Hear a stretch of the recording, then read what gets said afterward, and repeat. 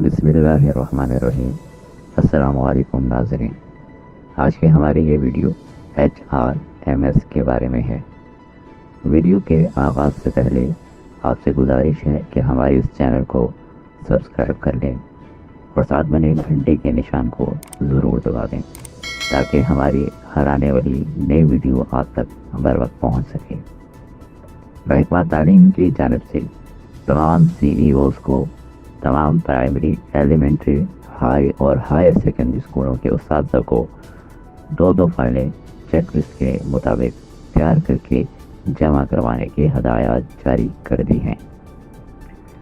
تمام اساتذہ اپنے 2 عدد پرسنل فائلز 20 اکتوبر 2020 تک اپنے صدر معلم کو جمع کروائیں گے، جس میں سے ایک فائل اسکول ریکارڈ کے لیے اور دوسری فائل متعلقہ اپائنٹنگ اتھارٹی کے دفتر میں جمع ہوگی۔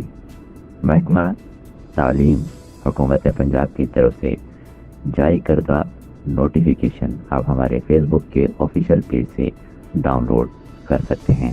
ہمارے فیس بک کا آفیشیل پیج کا URL ڈسکرپشن میں دیا گیا ہے۔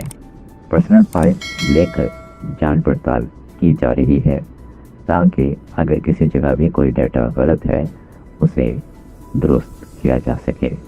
پرائمری اور ایلیمنٹری اسکول کے اساتذہ اپنی دونوں فائل اسکول ہیڈ کے پاس جمع کروائیں گے۔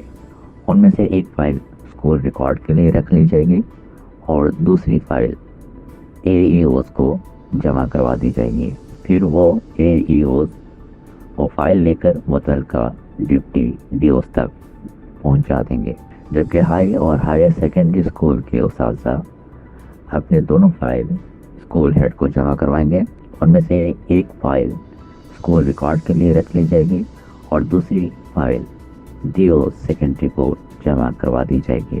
فائل کے باہر نام، شناختی کارڈ نمبر، اپنا عہدہ، موبائل نمبر اور پرسنل نمبر لازمی لکھنا ہوگا۔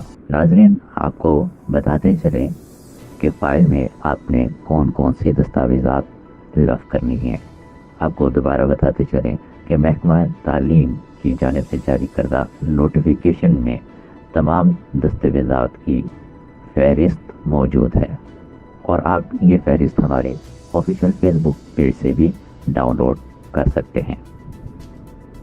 فائل میں لگائی جانے والی چند دستاویزات آپ کے شناختی کارڈ کی کاپی، ڈومیسائل کی کاپی، آپ کی سیلری سلپ، آپ کی میٹرک کی سند کی کاپی، آپ کے intermediate, bachelor, master, MPhil، PhD کی کاپی، آپ کی BEd کی کاپی، آپ کی MAd، MA کی کاپی، آپ کی ٹریننگ سرٹیفکیٹس، آپ کا فرسٹ اپوائنٹمنٹ آرڈر، آپ کی جوائننگ رپورٹ اور first appointment order, promotion orders in next skills and all related joining reports۔